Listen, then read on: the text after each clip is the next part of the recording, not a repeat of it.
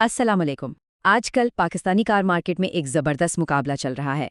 एक तरफ है एक बिल्कुल नया चमकता दमकता चैलेंजर और दूसरी तरफ मार्केट का पुराना नाकाबिले शिकस्त चैंपियन। और सबसे मज़े की बात, दोनों की कीमत तकरीबन एक ही है। चलें, सबसे पहले तो ये देखते हैं कि इस नई गाड़ी की आमद ने मार्केट में कैसी धूम मचाई है।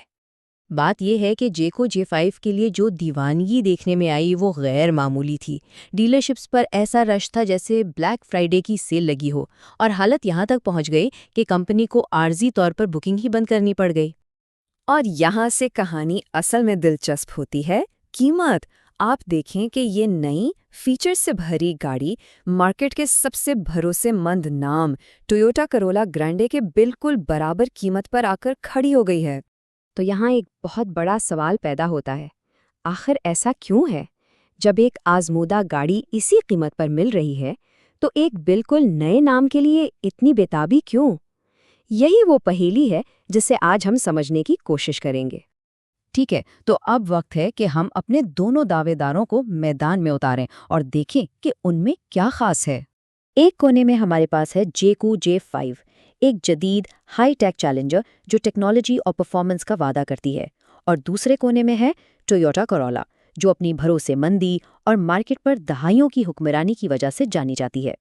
तो असल सवाल ये है कि जब कोई तकरीबन 70 लाख रुपए खर्च करता है तो उसे इन दोनों गाड़ियों में मिलता क्या है। आइए ज़रा इनका कागज़ पर मुवाजना करते हैं। परफॉर्मेंस के मामले में तो जनाब कोई मुकाबला ही नहीं है। J5 का जदीद हाइब्रिड इंजन 221 हॉर्स पावर पैदा करता है, जबकि करोला तकरीबन 138 पर है। ये कोई छोटा मोटा फ़र्क नहीं, ये बहुत बड़ा फ़र्क है। और अब बात करते हैं फीचर्स की, और यहाँ J5 वाकई चमकी है। आप खुद देखें, हीटेड और ventilated seats, 540 degree camera, ADS जैसे जदीद safety features, wireless charging, panoramic sunroof, ये लिस्ट बहुत लंबी है। और इसके बिल्कुल बरक्स करोला के एक नए मालिक का ये कहना है कि उसका इंफोटेनमेंट सिस्टम आज के दौर के हिसाब से बहुत पुराना है। ये कमेंट दोनों गाड़ियों के बीच टेक्नोलॉजी के फ़र्क को साफ जाहिर करता है।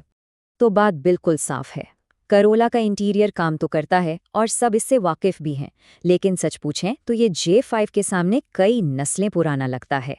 एप्पल कारप्ले और अडैप्टिव क्रूज कंट्रोल जैसी चीज़ें अब लग्जरी नहीं, ज़रूरत बन चुकी हैं। लेकिन देखें, गाड़ी सिर्फ फीचर्स और स्पेक्स की लिस्ट तो नहीं होती है ना, ये एक लंबी मुद्दत की सरमाएकारी होती है। तो आइए अब इस पहलू को भी देखते हैं। और यहाँ से तस्वीर का दूसरा रुख शुरू होता है, एक ऐसा लफ्ज़ जो पाकिस्तानी कार मार्केट में सबसे ज़्यादा अहमियत रखता है, रीसेल वैल्यू। यानी कुछ साल चलाने के बाद गाड़ी की कीमत क्या रह जाएगी। और करोला के खरीदार की सोच क्या होती है, ये बात इस मालिक के कमेंट से बिल्कुल वाज़े हो जाती है। वो कहते हैं कि मुझे एक ऐसी गाड़ी चाहिए थी जिसे बेचते वक्त ज़्यादा सोचना ना पड़े। ये ज़हनी सुकून ही करोला की सबसे बड़ी ताकत है। तो आइए इसको ज़रा तोड़ कर देखते हैं।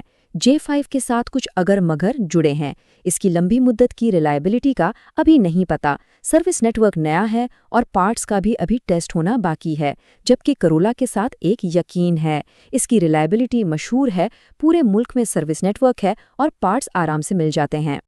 और कुछ लोगों के लिए ये हिचकिचाहट सिर्फ थ्योरी नहीं बल्कि ज़ाती तजुर्बे पर मबनी होती है। जैसे करोला के इस मालिक ने बताया कि उनका एक चीनी ब्रांड के साथ तजुर्बा अच्छा नहीं रहा, इसलिए वो दोबारा वही रिस्क लेने से डर रहे थे। तो इन तमाम बातों के बाद फीचर्स एक तरफ और लंबी मुद्दत के फ़ायदे दूसरी तरफ, एक खरीदार आखिर फैसला कैसे करे?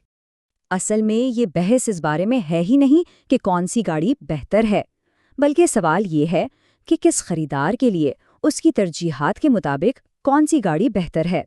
तो बात कुछ यूं है, अगर तरजीह जदीद तरीन टेक्नोलॉजी, बेहतरीन परफॉर्मेंस और कुछ नया आजमाने का जोश है तो J5 एक ज़बरदस्त इंतखाब है। लेकिन अगर तरजीह बेमिसाल रीसेल वैल्यू, आजमूदा भरोसा और एक महफूज सरमायाकारी है तो फिर करोला का कोई मुकाबला नहीं। और ये हमें एक बड़े सवाल पर लाकर छोड़ देता है, जैसे जैसे मार्केट में नए और जदीद चैलेंजर्स आते रहेंगे, क्या ज़हनी सुकून की कीमत हमेशा तरक्की से ज़्यादा रहेगी? ये एक ऐसा सवाल है जिसका जवाब आने वाला वक्त ही देगा।